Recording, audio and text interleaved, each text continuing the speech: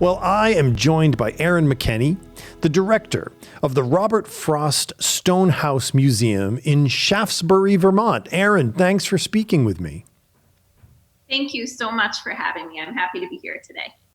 Well, you've got a lovely house, a lovely museum and attraction up there in Shaftsbury, and I want to locate you because Shaftsbury is just north of Bennington, and of course the museum is affiliated with Bennington.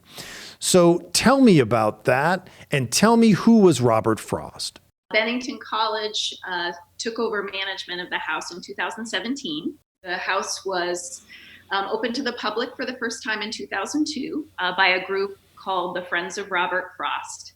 It was a group of enthusiasts that got together and purchased the house and opened it up so that folks could visit and experience the house and the grounds that inspired some amazing poetry. Some of America's, I think, best known and really accessible poetry. I find that people come here from near and far and are moved to be in a house where Frost lived, and particularly a house where he wrote Stopping by Woods on a Snowy Evening, which happened on a June morning in 1922. Frost had stayed up all night long working on the poem New Hampshire. He knew he still had something left to write, went outside, took a walk, came back in the house, sat down in the dining room, and wrote Stopping by Woods on a Snowy Evening. Wrote it in about 20 minutes, didn't make a lot of changes to it.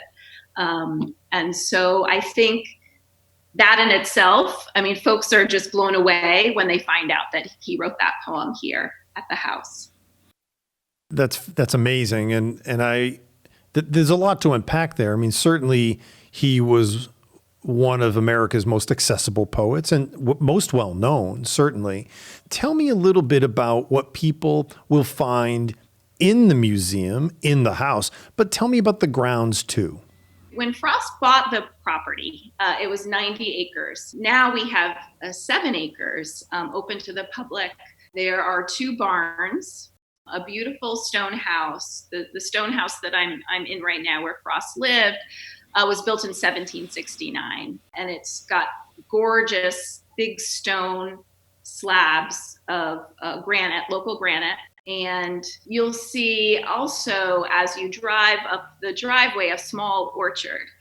And the orchard is made up of trees that have been grafted from the last remaining Frost apple tree that's on our property. Unfortunately, last fall, around this time, the little branch that was still green and still had little apples on it went brown. And so the last Frost tree on our property, unfortunately, isn't alive anymore. And then we also have a little 0.25 walking trail, and folks can take that around the property, taking you to a stone wall. And it's just lovely. It takes you into a little bit of woods. So you really get, I think, a sense of the landscape that Frost was inspired by and wrote in. And it's not up yet, but we do have, either later this month or first thing in the spring, we'll be installing a poetry trail, which will have 4 Frost poems. 3 of the poems were written while Frost lived at the Frost house. And they will be in different areas of this trail. So you'll be able to walk around and read the poems on site. Wow, nice, very nice. The museum house itself, when people visit, tell me about what they can learn about Robert Frost. So when folks come into the museum, they walk into a space where we have a small library and bookstore of books that are about Frost, great biographies, Frost poetry. And then there is the room that I'm in now, sort of our main gallery, has a lot of biographical information about Frost. So it's got a timeline. It talks about his parents. It talks about his family, his wife, his children. Behind me is a little bit of information about some of the subjects that Frost wrote about, trees and apple trees. And then in the corner over here, there's some information that's really specific to this area. So information about him living in Shaftsbury. And then a little bit of information about when he spoke at John Kennedy's inauguration. So a lot of information in this main gallery. Then we have a small gallery that has the work of J.J. Lankeys, who was a printmaker, a woodcut artist who collaborated with Frost on several volumes of Frost's poetry. The volume New Hampshire that was published while Frost lived in the house, and also won Frost's first of 4 Pulitzer Prizes, has woodcuts by Lankeys. And you know, one of my favorites is the Stopping by Woods room. And that is the room that Frost wrote Stopping by Woods on a Snowy Evening. So in that room, you'll see a copy of the manuscript. And then we also had a local artist paint the poem on the wall. So you can spend time in that room with the poem, reading it, and just contemplating it. Wow.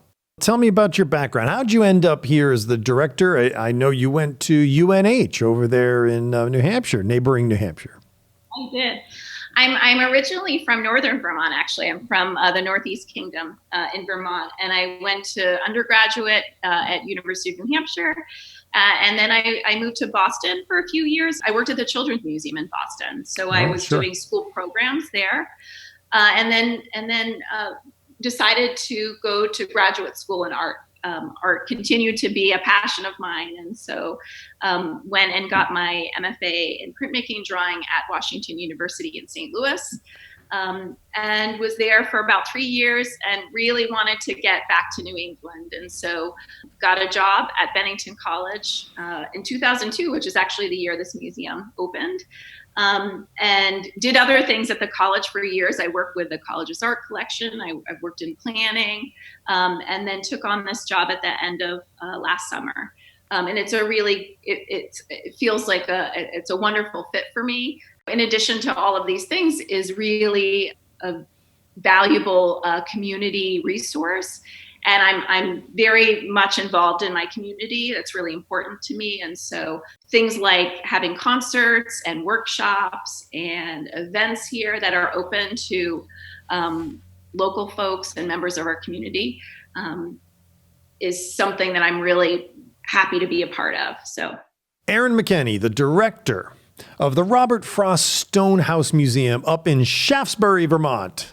It's a fabulous place. I encourage everybody, when you're open in the spring, to come visit, see the wonderful exhibits inside, but also walk the grounds. They are beautiful out there, and the nice path in the back.